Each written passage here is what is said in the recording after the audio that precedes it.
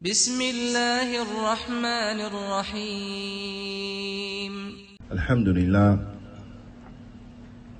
حمدا كثيرا طيبا مباركا فيه كما يحب ربنا ويرضى.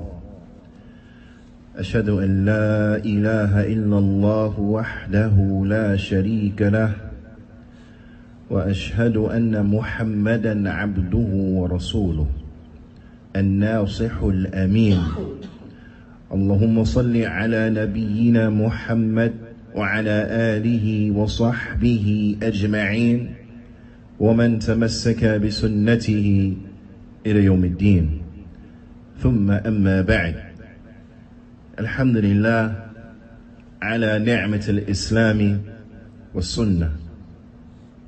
All praise and thanks belong to Allah, who has guided us to Islam and who has guided us to the Sunnah. All praise and thanks belong to Allah subhanahu wa ta'ala, who has sent to us the Qur'an. Allah Jalla wa Ala, He says in Surah Luqmaan, Alif Lam Mim, Tilka Ayatul Kitabil Hakim. Allah Ta'ala, He says, Alif Lam Mim. These are the verses of the wise book. These are the verses of the wise book. Imam Sa'di, rahmatullah alayhi, he mentions inside of his Tafseer, Yashiru Ta'ala Isharatan Dalatan ala Ta'zim. Allah Ta'ala, He points to the fact of the high status, the lofty status of this noble book and of its verses. And that is, Allah Ta'ala, He says, Tilka, those are the ayat, the verses of the wise book. Al-Kitab Al-Hakim. Al-Hikmah, wisdom, is wad'u shay fi mawdi'i, is to put everything in its proper place. The Qur'an is a book that is precise. The Qur'an, it is a book that is perfect. The Qur'an is a book of guidance. The Qur'an is a book that is appropriate. So you will find inside of the Qur'an everything which points to these aforementioned meanings and more. Imam Sa'di, he says, Inna ayatahu muhkama sadarat min hakimin khabir. He said that the verses, the ayat of the Qur'an, then they are clear, they are perfect, they are precise, they are appropriate. They emanate from the one who is all wise, the one who has all the information. He is all knowing, He's all informed, meaning Allah subhanahu wa ta'ala. And we reflect on the Qur'an, and we reflect on the meanings that are contained therein and point to this.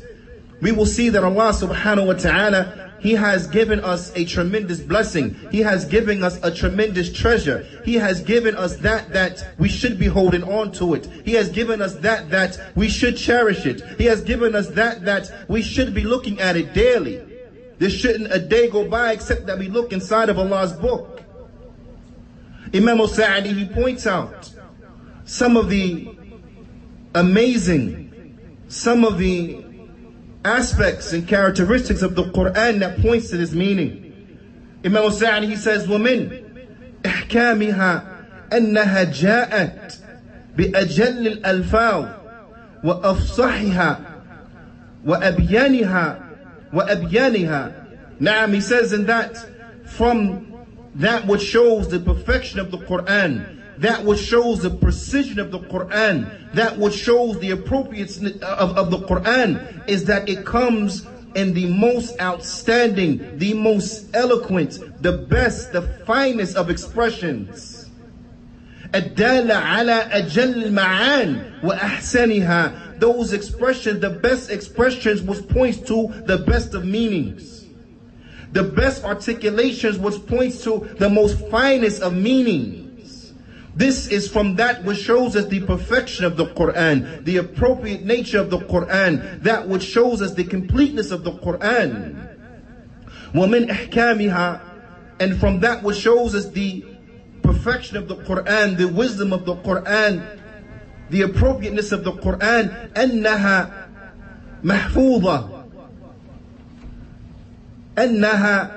محفوظة من التغيير والتبديل والزيادة والنقص والتحريف, is that the Qur'an, which shows us the perfection of the Qur'an, the appropriate nature of the Qur'an, is that the Qur'an has been protected from being altered, from being changed, from being replaced, from there being additions added to it, and from there being things taken away from it.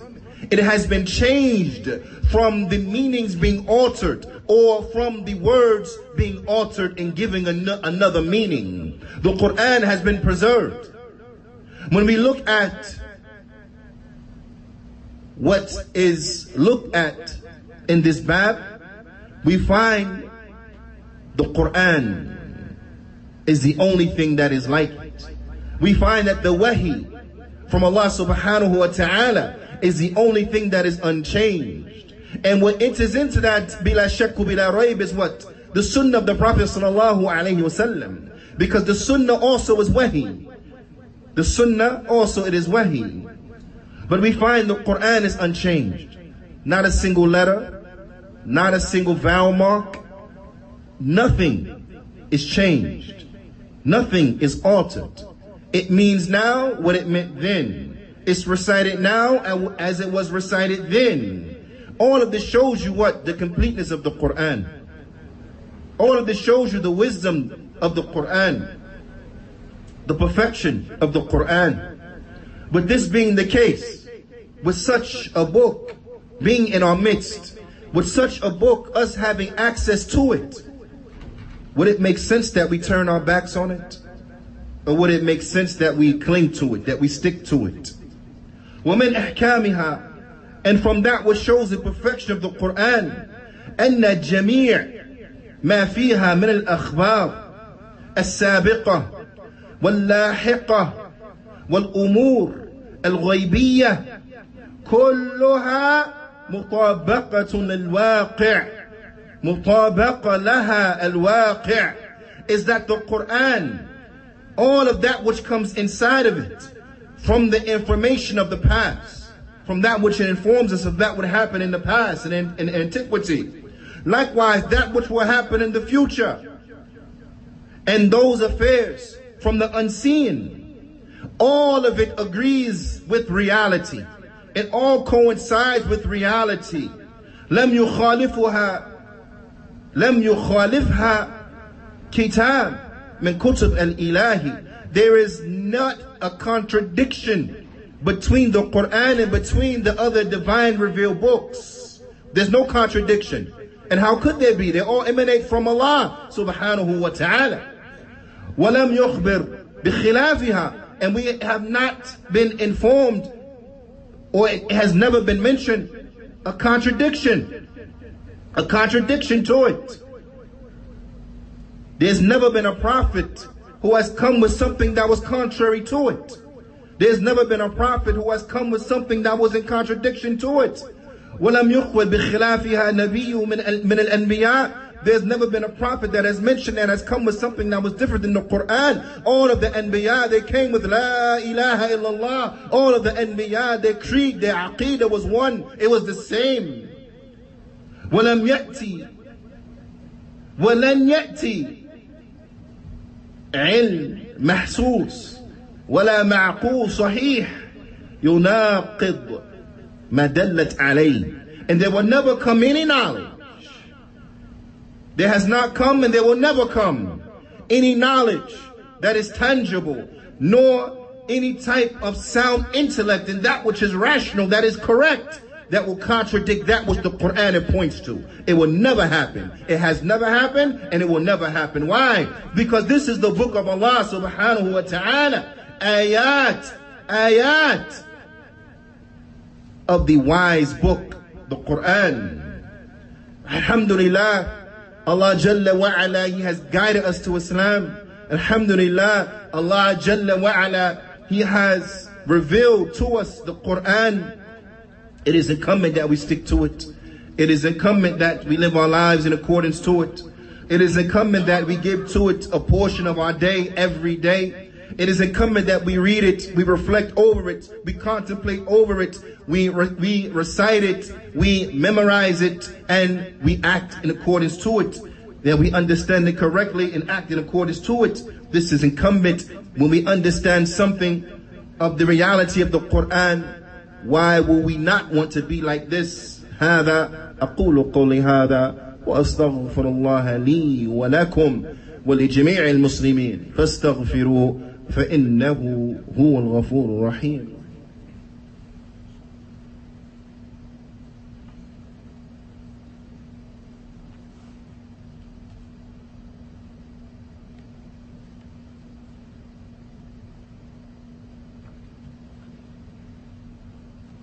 بسم الله والحمد لله والصلاة والسلام على رسول الله نبينا محمد وعلى آله وصحبه أجمعين ومن تمسك بسنته إلى يوم الدين ثم أما بعد الحمد لله على نعمة الإسلام والسنة. All praise and thanks belong to Allah for guiding us to Islam and for guiding us to the Sunnah. All praise and thanks belong to Allah Azza wa Jal for sending down the Qur'an. وَمِنْ أَحْكَامِهَا, and from the perfection of the verses of the Qur'an, from the perfection of the Qur'an, from the completeness of the Qur'an, أَنَّهَا مَا أَمَرَتْ بِشَيْءٍ إِلَّا هُوَ خَالِص الْمَصْلَحَةِ أَوْ رَاجِحُهَا. Allah has not sent down any command, and this is important for us to understand. Allah Jalla wa Ala has not sent down any command inside of the Qur'an. There does not come inside the verses of the Qur'an any commandment except that it is completely good or predominantly good. Every command that we have, everything that we are commanded to do, everything that is halal, that is permissible, you will find that it is either completely good, 100%, or predominantly. The benefit in it is overwhelmingly beneficial in it. Naam. When we reflect on this, we realize that everything we are commanded to do is for our good. We will benefit from it. Our lives will be enhanced from it. Because we have never been commanded to do something that is harmful. We have never been commanded to do something that will be detrimental to us. We have never been commanded to do something where the harms will outweigh the benefit. But everything that we are commanded to do is either 100% benefit or there is a predominant benefit in it. وَلَا نَهَتْ عَنْ شَيْءٍ إِلَّا هُوَ خَالِص الْمَفْسَدَةِ أَوْ رَاجِحُهَا. And never has anything been prohibited except that it is 100% evil or it is predominantly evil. It's either 100% evil or the harms of it outweigh the benefit of it.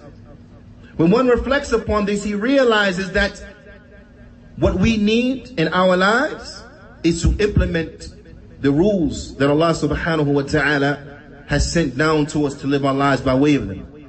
Because there is nothing that is haram except that in us staying away from it, we save ourselves from harm. Except that doing it is bad for us. Either 100% bad or predominantly bad.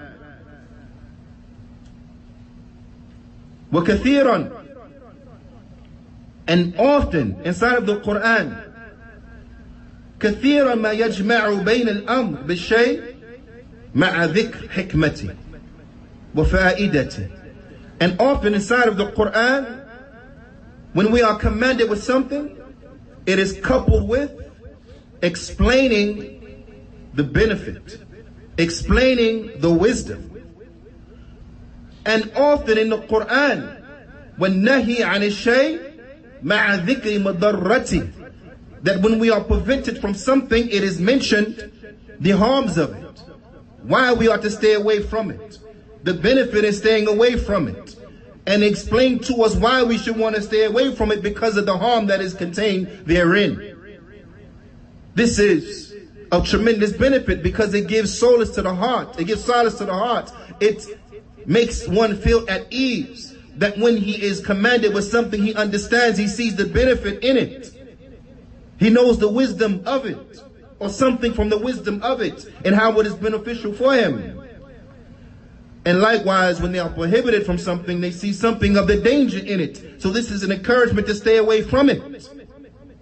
And thus brings us to the next point, which shows the benefit, which shows the completeness of the ayat, of the verses of the Qur'an.